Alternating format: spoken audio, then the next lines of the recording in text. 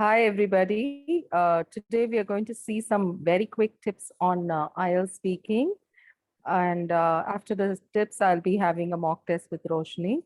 Of course, we can have as many as 50 tips also for the exam. But just to kind of keep it brief and keep it to the top five, because this is day 5 of the workshop. So I'll probably look at, 5 tips for now, the top 5. That's not to say this is the only set of tips or strategies. There are more which we can uncover as we proceed in this boot camp. So the top 5 I want to focus on today is one, the human element of this exam, how you can tap. As you are all aware of, IELTS speaking is done one exam, correct? So you're going to actually interact with a person, a live person, not any machine or anything is going to check your answers or review your answers for that matter or give you a result. So, and I believe that all of us are eligible for 2 scores in this exam. A score where you can get what you have performed for, and a score where you were able to top up or score down because of your soft skills. Yes, there's no parameter for this exam which talks about the soft skills part, but I would definitely not want to discount it for the simple reason that yes, a human is involved and it is a system. So there's no doubt that everything is systematized. We have rubrics, we have like very strict metrics for giving you a score, but all of us, like I said, are eligible for 2 scores. And I can, if let's say I'm eligible for a 7 band, I could also be eligible for a 7.5 or 6.5 based on how I have been able to carry myself or perform to the best of my abilities or not so strong aspects of my competence. So how do you capitalize on that particular human element of this test? Obviously, by having those soft skills in place, it doesn't harm or hurt to have a quick light-hearted exchange with the examiner, right from the greetings, how you greet the examiner with a smile, to having of course you will all be probably wearing a mask now if you're giving the exam during the pandemic, but having said that, a smile need not be a physical smile. It can also be heard in your voice. If you're smiling, we can also hear you, even if we can't see you smiling. So it's very important that you have that particular soft skill in place, which is nothing but pure interpersonal skills. How do you like relate to another person? Could be an examiner in this case, or could be a boss at your workplace, could be your teacher at your school or college. We all interact with different kinds of people all the time, but it's how we see them that affects our chemistry or a rapport that we are otherwise able to have with that person. So I would want urge all of you to have that very positive affirmation about the examiner and the exam, because that does tell upon your soft skills on the day of the exam. Now, this is a tip you will not find in any book, and this is something I'm just sharing out of sheer experience of training so many students who have done well in the exams and seeing their behavior, their traits, their competencies. So what really tells apart a good performer versus a not so good performer is, I feel, in this particular exam, the soft skills that you possess. And a lot of it comes from your attitude, your thoughts, and how you approach the test. You can be so well prepared, have probably practiced 101 practice tests, but on the day of the exam, at the time when you are supposed to perform, if you don't have the right mental makeup, it's not going to really help you score the best, which is why I keep insisting, and I want to keep this my first tip in the speaking test. Then, of course, there are a few exam aspects that you cannot overlook. Uh, One of the major things there is, the need to be specific, and the need to be very clear about your responses. Um, In writing test also, this kind of helps, that you move from a general to a very specific explanation. If you've been asked a question, a very general question about, what was the last time you were angry, you can say, you can directly give the answer. But when you have to, in a cue card, use the same question. See, when was the last time you're angry? I can say, well, I can't quite recall because I try to keep my temper at bay. But yeah, I think the last time I was angry was when my son did not do a particular task. Okay, so I'm just trying to give a very general response first and getting into the specific of it. Either if it's a conversation also, you can do that.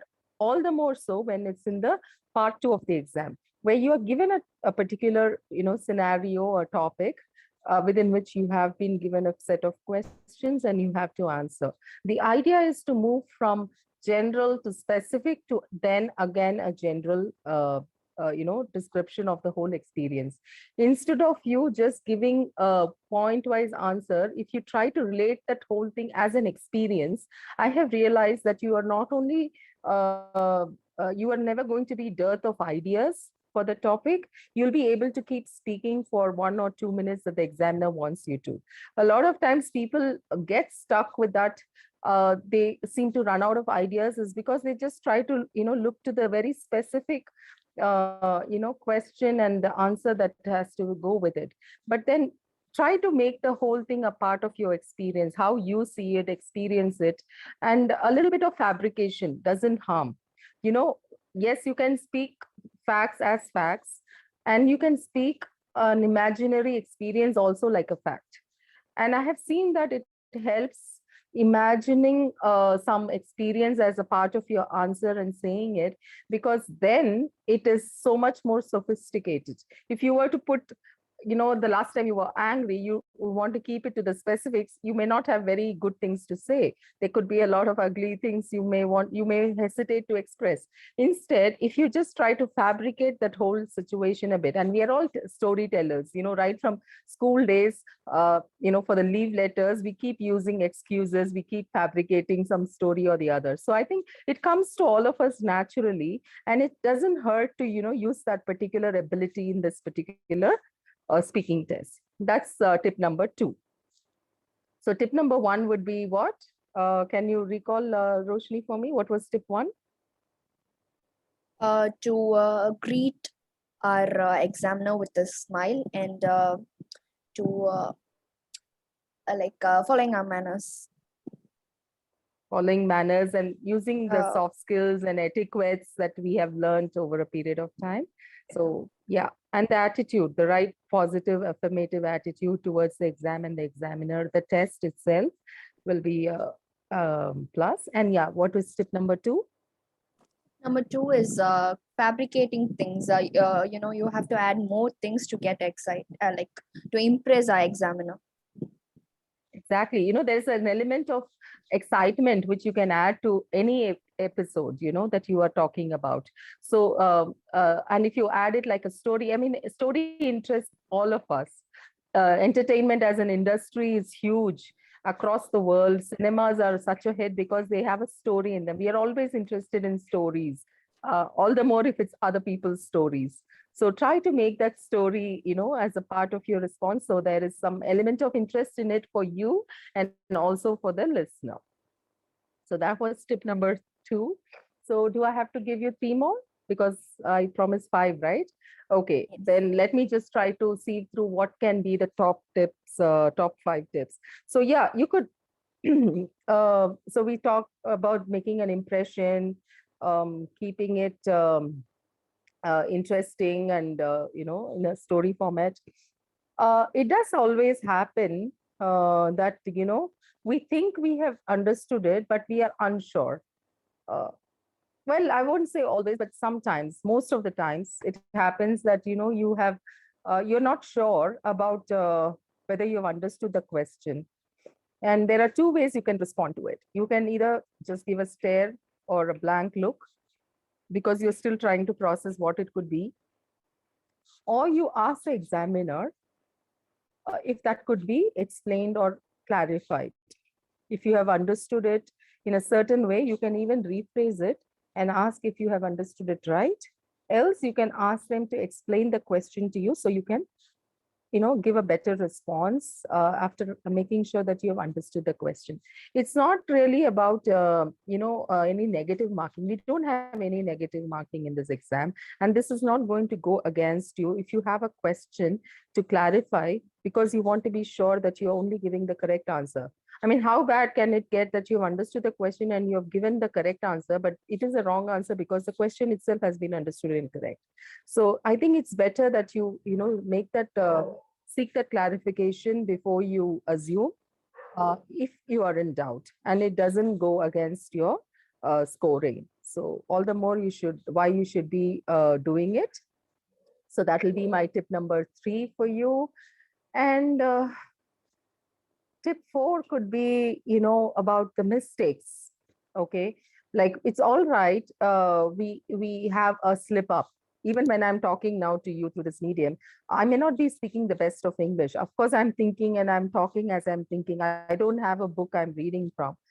So I'm just trying to recollect here a whole lot of a number of years of experience of, the places where I've seen candidates falter. And I'm just trying to, kind of comprise that information for you. So I'm doing a lot of thinking, processing, organizing as I'm talking. And it happens to all of us at the exam too. So what you have to remember is that in the process of doing so many multi things, it is all right if you falter, if there is a slip up. If you see the matrix that I have shared for speaking tests, for each band, how you're scored against the different parameters, a band 9 in speaking test will have occasional slips, which are all right, and you can have that slip ups and still have a 9 band. I'm talking about a 9 band, which is the perfect score.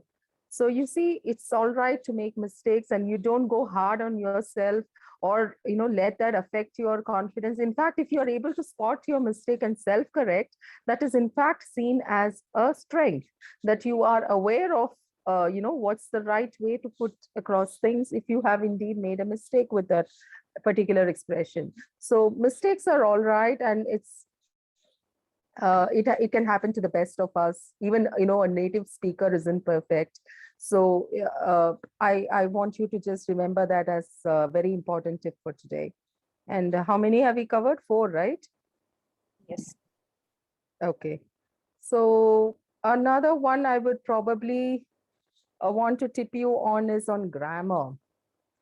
When I say grammar, remember that grammar and fluency are two different parameters out of the 4, but they can help you score better together rather than, vocabulary.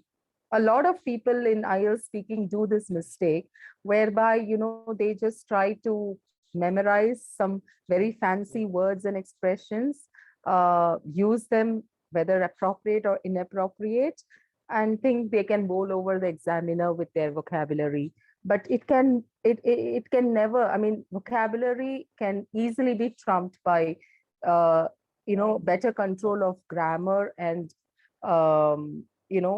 fluency. Trying to think of a very fancy word, you don't want your fluency to take a hit, or grammar for that matter. So that's pretty much all the tips I wanted to share in the speaking test. My dog is telling me that it's a long video already, so let's keep it here short. And I hope this 5 tips were helpful. As we go further, we'll be sharing more tips with you. Thank you.